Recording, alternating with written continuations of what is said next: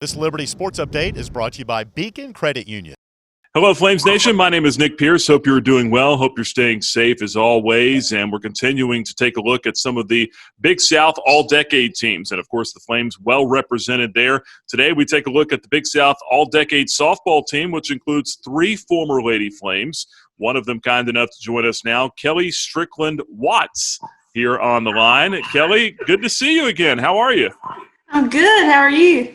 Doing great, and understand you're still living down there in Tabor City, North Carolina. Things are going well for you and your family now, married with 2 children and a school teacher. Does it feel like you're this far removed from your playing days at LU? It doesn't. It seems like yesterday, but looking back, I can't believe it's been almost, has it been 10 years already? Almost? Yeah, 2012 was your last year, right? Yep.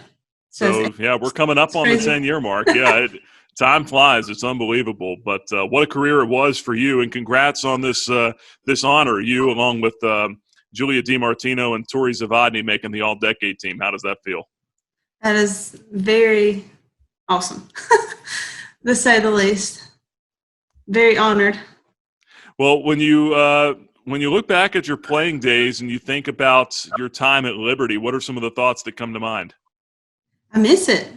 You didn't think that you would miss being with those girls. And I still talk to a few of my teammates, but it goes by very quick. Who are some of the teammates that you still keep in touch with?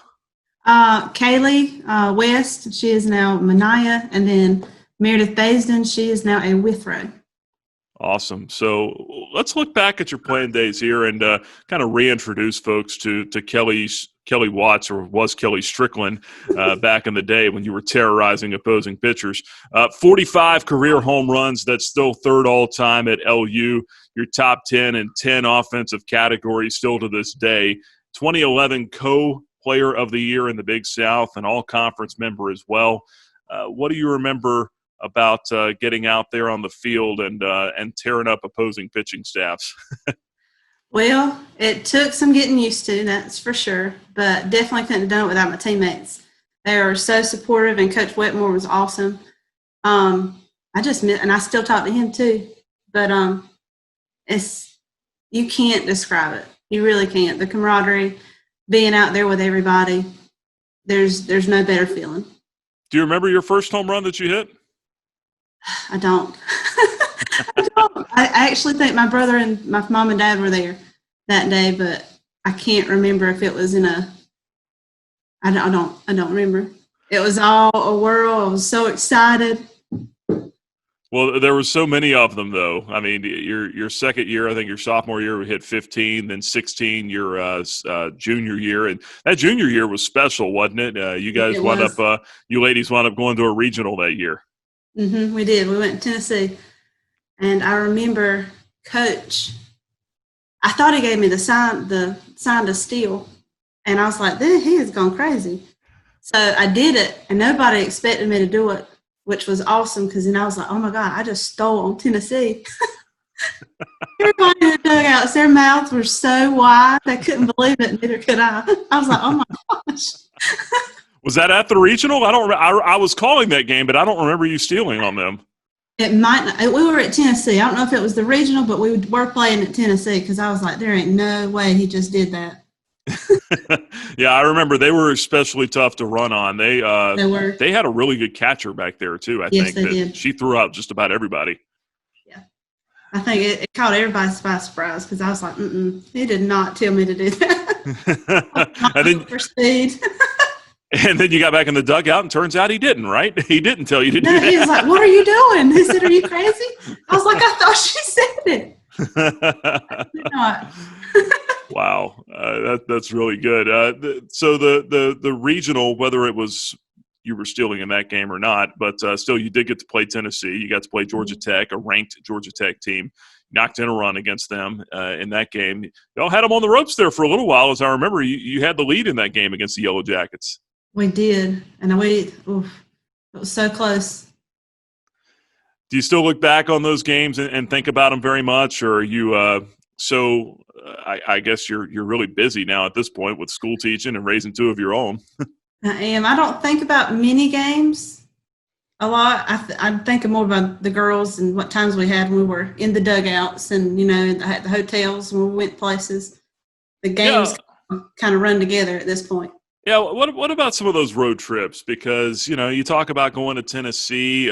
Was there a Hawaii trip in there for you? Were you part of that, or was that at a later date for the program?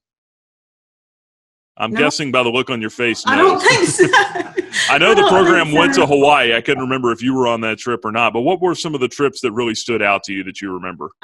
It was my freshman year, and we went to California. We played at it was, I don't remember what it was called. It was like an all-star park, so to speak. It was a replica of like different Major League ballparks. Yeah, you got to play at a replica of Fenway. We did.